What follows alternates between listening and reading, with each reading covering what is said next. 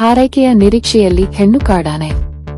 ಬೇಲೂರು ತಾಲೂಕಿನ ಅರೇಹಳ್ಳಿ ಹೋಬಳಿಯ ಸಿರಗುರ ಗ್ರಾಮದ ದೀಪಕ್ ಎಂಬುವವರ ಜಮೀನಿನಲ್ಲಿ ಕಳೆದ 3 ದಿನಗಳಿಂದ ಹೆಣ್ಣು ಕಾಡನೆಯೊಂದು ಅನಾರೋಗ್ಯದಿಂದ ಬಳಲುತ್ತಿದ್ದು, ಇದ್ದ ಸ್ಥಳದಲ್ಲಿಯೇ ಆಹಾರ ಸೇವಿಸದೆ ತೀವ್ರ ಅಸ್ವಸ್ಥಗೊಂಡಿದೆ. ಈ ಬಗ್ಗೆ ಗ್ರಾಮಸ್ಥರು ಅರಣ್ಯ ಇಲಾಖೆಗೆ ಮಾಹಿತಿ ನೀಡಿದ ಬಳಿಕ ಸಿಬ್ಬಂದಿಗಳು ಭೇಟಿ ನೀಡಿ ಸಂಬಂಧಪಟ್ಟ ಅಧಿಕಾರಿಗೆ ಮಾಹಿತಿ ನೀಡಿದ್ದಾದರೂ ಇಲ್ಲಿಯವರೆಗೆ ಚಿಕಿತ್ಸೆ ನೀಡಿಲ್ಲ ಹಾಗೂ ದಿನದಿಂದ ದಿನಕ್ಕೆ ಅಸ್ವಸ್ಥಗೊಳ್ಳುತ್ತಿರುವ ಆನೆಗೆ ಸಂಬಂಧಪಟ್ಟ ಅಧಿಕಾರಿಗಳು ತಕ್ಷಣ ಗಮನ ಹರಿಸಿ ಚಿಕಿತ್ಸೆ ನೀಡಬೇಕೆಂದು ಗ್ರಾಮಸ್ಥರು ಒತ್ತಾಯಿಸಿದ್ದಾರೆ.